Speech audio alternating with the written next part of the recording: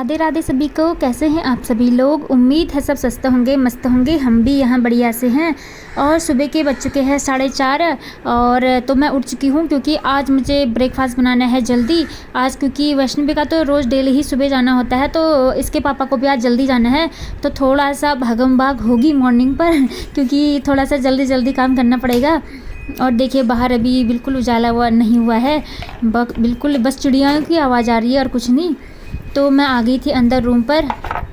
तो मुझे निकालने हैं सब्जी और यहाँ पर है बैगन और थोड़ा सा बैगन और आलू की मैं थोड़ा सा भुर्ता टाइप बना दूँगी, सूखी वाली सब्ज़ी। तो फिर इसको ही निकाल के ले जा रही हूँ मैं। तो नींद मतलब जिस दिन मुझे जल्दी उठना होता है ना, मेरी नींद टूटने में ही रहती है, पता नहीं क्यों।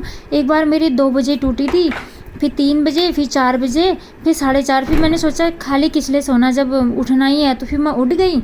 ये देखिए बाहर अभी तो चंदा मामा भी दिख रहे हैं, ये देखिए ऊपर पर दिख रहा होगा आपको। तो ये देखिए अभी सामने से दिखा रही हूँ मैं। तो जी फिर नींद टूट गई थी, वैसे ऐसा नहीं कि नींद आ रही थी, तो मुझे मतलब उठने का मन भी कर ही रहा था। तो मैंने सोचा चलो उठ जाते हैं और काम पर लग जाते हैं अपना जो भी है, और जल्दी काम हो जाएगा। तो फिर मैं मॉर्निंग वॉक पर भी जाऊंगी और टाइम से मेरा ब्रेकफास्ट भी हो जाएगा, पूजा पाठ वगैरह। जल्दी उठने के फ़ायदे ही फ़ायदे हैं, मतलब हमारा काम टाइम से हो जाता है। तो आलू बैगन तो मैं काट रही हूँ, साथ में मैंने 4 दाने आलू उबालने के लिए डाल दिए हैं, क्योंकि वैष्णवी को ले जाना है आज डोसा। इसको ले जाना है मसाला डोसा, मतलब भरवा वाला डोसा जो भी है, क्योंकि ये बैगन नहीं खाती है। पता नहीं क्यों, बैगन तो मुझे भी अच्छा नहीं लगता है ना। बैगन मैं खा लेती हूँ, लेकिन उसके बाद मेरे मुंह में ना खाने के बाद अजीब इचिंग जैसी होती है ना, इसलिए लगता तो ठीक है, मतलब खा लेती हूँ। अब हम तो बड़े लोग हैं, खाना ही पड़ता है, लेकिन बच्चे नहीं खाते हैं ना। वैष्णवी बिल्कुल नहीं खाती है। तो इसको चाहिए था डोसा, तो मैंने डोसा का जो बैटर था रेडी किया हुआ था, 2 भिगाने डाल दिया था मैंने पहले ही। तो फिर मैंने सोचा चलो आलू के उबलने तक मैं थोड़ा सा सब्जी को छौंक वौंक लगा लेती हूँ। तो इसमें डाल दिया है मैंने, माफ़ कीजिएगा गले में पता नहीं क्या हो रहा है आज, मेरा खरखर टाइप हो रहा है ना फिर से, क्योंकि फ़ैन फुल ऑन किए रहते हैं। बाहर की ठंडी हवा भी आती है तो थोड़ा हो ही जाता है, कभी गर्मी कभी ठंडी, बस यही है मौसम का हाल। तो इससे गले पर बहुत बुरा इफ़ेक्ट पड़ता है। और धनिया, हल्दी, मिर्च, मसाला सब डाल दिया है मैंने इसमें, और करी पत्ता भी डाले हुए थे। उसका छौंक मुझे बहुत अच्छा लगता है, जीरे का छौंक और करी पत्ता का। तो यहाँ पर मैं सब्ज़ी भून लूँगी अच्छे से और इसको ढक दूँगी, पकने के लिए छोड़ दूँगी।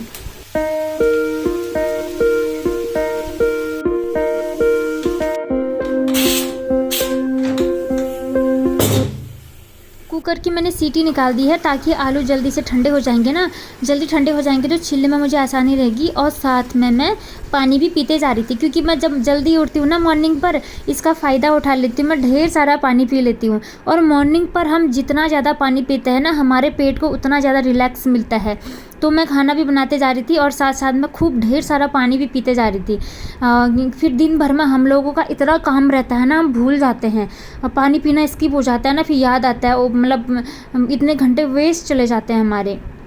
इसलिए तो मैंने आलू छील दिए हैं और इनको अच्छे से मैश भी कर लिया है, और इसमें लगा लिया है करी पत्ता और काले सरसों के दाने का छौंक और थोड़ा सा जीरे का छौंक।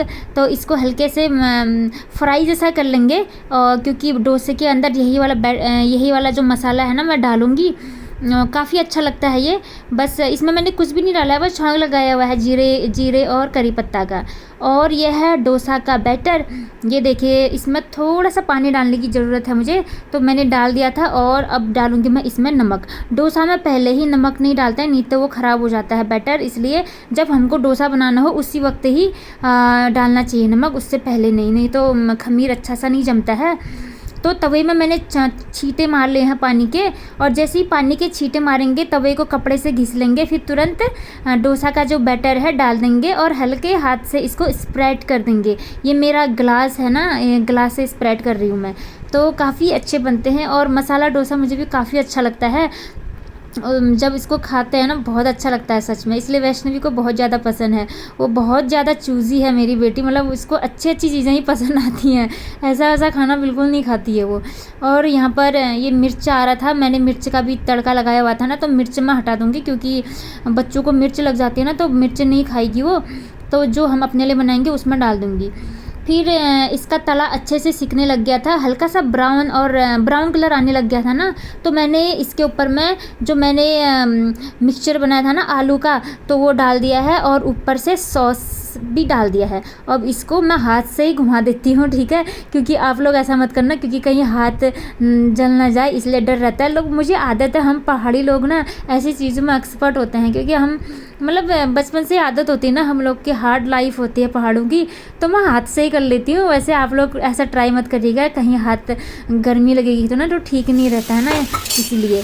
तो फिर एक तो बन गया मेरा, फिर दूसरा वाला बैटर डालने के लिए हम तवे में और छींटे डालेंगे ठंडे पानी का, फिर इसको अच्छे से पोंछ लेंगे और बैटर को इसमें डाल देंगे और स्प्रेड करेंगे हल्के हाथों से।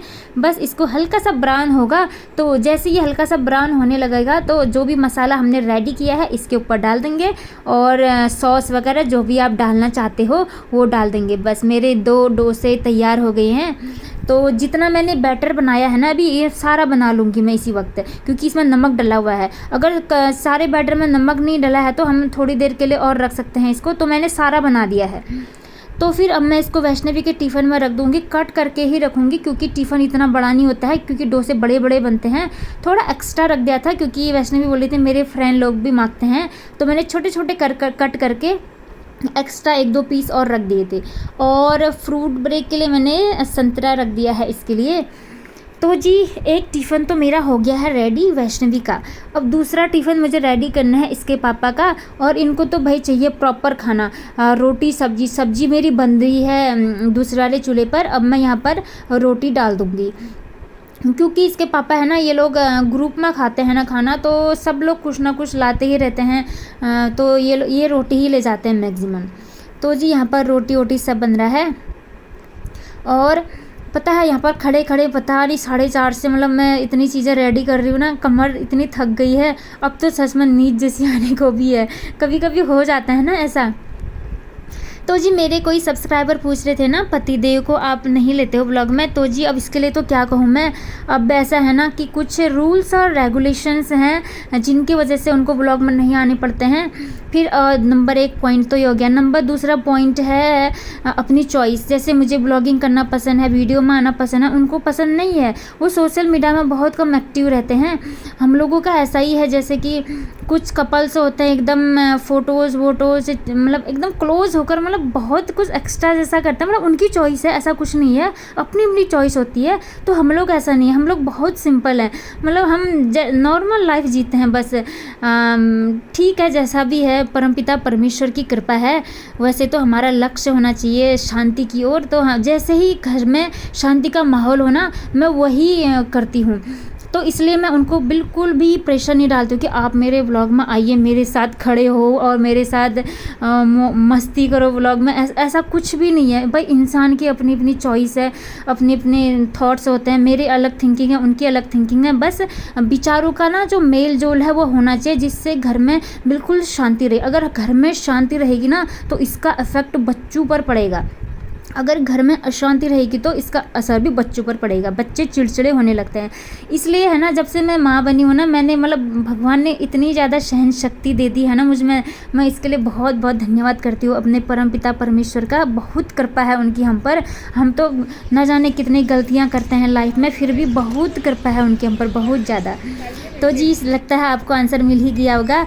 और मैं यहाँ पर आ गई हूँ मॉर्निंग वॉक पर। देखिए इतना अच्छा लगता है ना सच में, फ्रेश हवा और चिड़ियों की चहचहाहट इतनी अच्छी लगती है, माइंड सच में फ्रेश हो जाता है, एक शांति सी मिलने लग जाती है।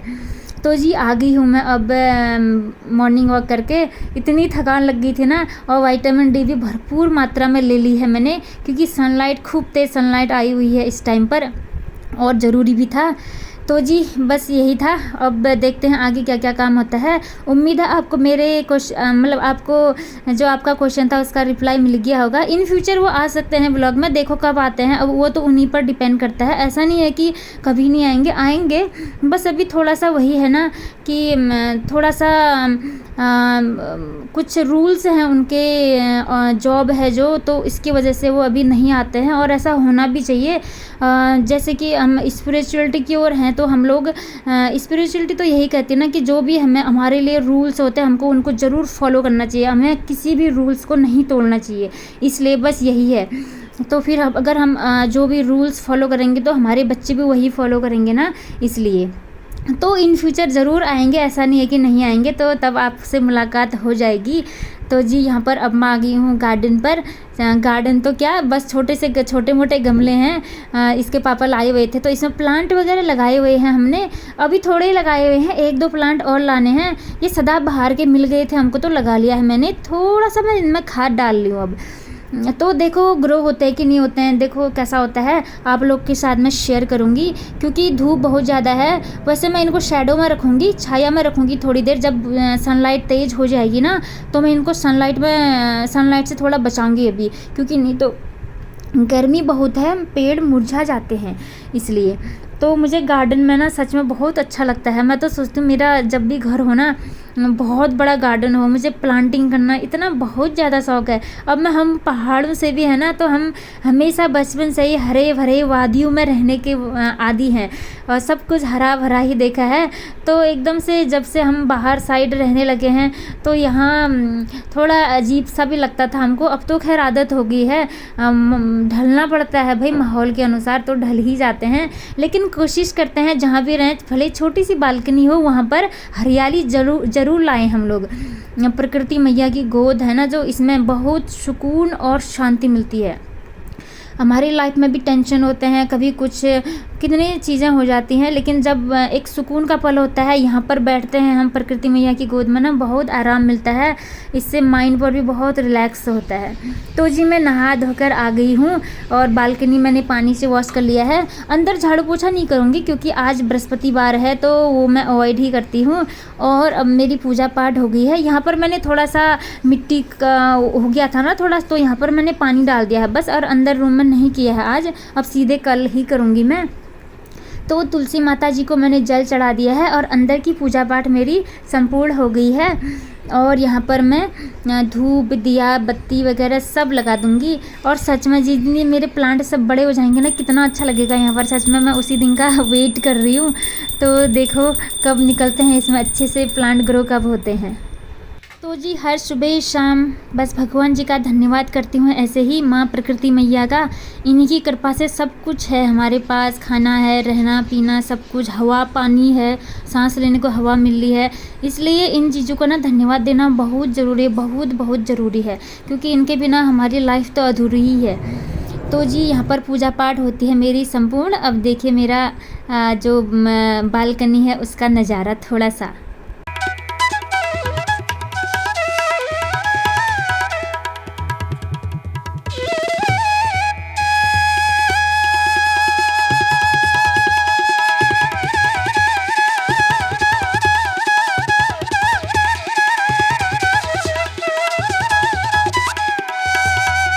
तो जी आ गई हूँ मैं अब अंदर। जो भी भोग था मैंने भगवान जी को लगा दिया है। अब मैं भी ब्रेकफास्ट करूँगी। और यहाँ पर थोड़े से सोफ़ा के कवर ऊपर नीचे हो जाते हैं ना, तो आज झाड़ू पोछा नहीं किया है तो यहाँ पर कुछ नहीं किया मैंने, तो मैं अभी कर रही हूँ। तो फिर मॉर्निंग पर भी उतना टाइम नहीं मिलता है, तो अभी ही इनको थोड़ा सा सुधारूँगी मैं, अच्छे से रीअरेंज कर लूँगी।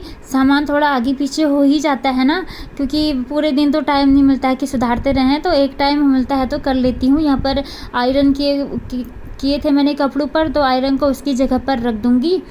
तो बस आज का काम इतना ही रहेगा, बस चीज़ों को थोड़ा सा सुधारना संभालना, आगे पीछे हो जाते हैं ये करना। तो बृहस्पतिवार को मेरा थोड़ा सा आराम का रूटीन रहता है, क्योंकि इस दिन झाड़ू पोछा नहीं होता है तो ना थोड़ा रेस्ट मिल ही जाता है, और कपड़े धुलने भी नहीं होते हैं। और बाकी का रूटीन बहुत थकावट वाली होती है मेरी सच में। खैर अब तो आदत सी हो गई है, बस मतलब एक दिन रेस्ट मिलना चाहिए तो मिल जाता है। बस वो दिन गुरुवार का ही है जिस दिन मुझे आराम से रेस्ट मिलता है, बाकी दिन तो बस भागम भाग होते रहती है। सुबह से जब तक रात सोते नहीं है तब तक तो बस भागते ही रहते हैं बस सच में।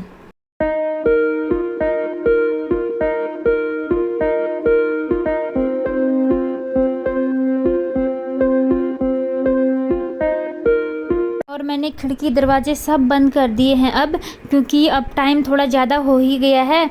तो अब बाहर की गर्म हवा अंदर आने लग जाती है, और मॉर्निंग में मैं जब उठती हूँ उसी वक्त सारे ओपन कर देती हूँ, और कुछ तो ओपन ही रहते हैं, बस नेट वाला मतलब नेट वाला ओपन ही रख नहीं, नेट वाला लगाते हैं, जो सेकेंड वाला होता है जो डोर, उसको ओपन ही रखते हैं। इससे ठंडी हवा आती रहती है। तो मॉर्निंग में और भी सारे विंडोज़ खोल देती हूँ मैं, अब बंद कर दिए हैं। यहाँ पर भी धूप आ रही थी, इसको भी बंद कर दिया है मैंने। और स्टडी टेबल भी मैं अब थोड़ा सा डस्ट हो रहा था इसमें, इसको भी साफ़ कर लूँगी। तो जी आज का व्लॉग इतना ही सही था। उम्मीद है आपको मेरा ये व्लॉग पसंद आया होगा। जो भी चैनल में नए विजिट करते हैं प्लीज़ चैनल को सब्सक्राइब ज़रूर कर दें। मिलते हैं नेक्स्ट व्लॉग में बहुत जल्द। तब तक सभी को राधे राधे। अपना ढेर सारा ध्यान रखिएगा सभी।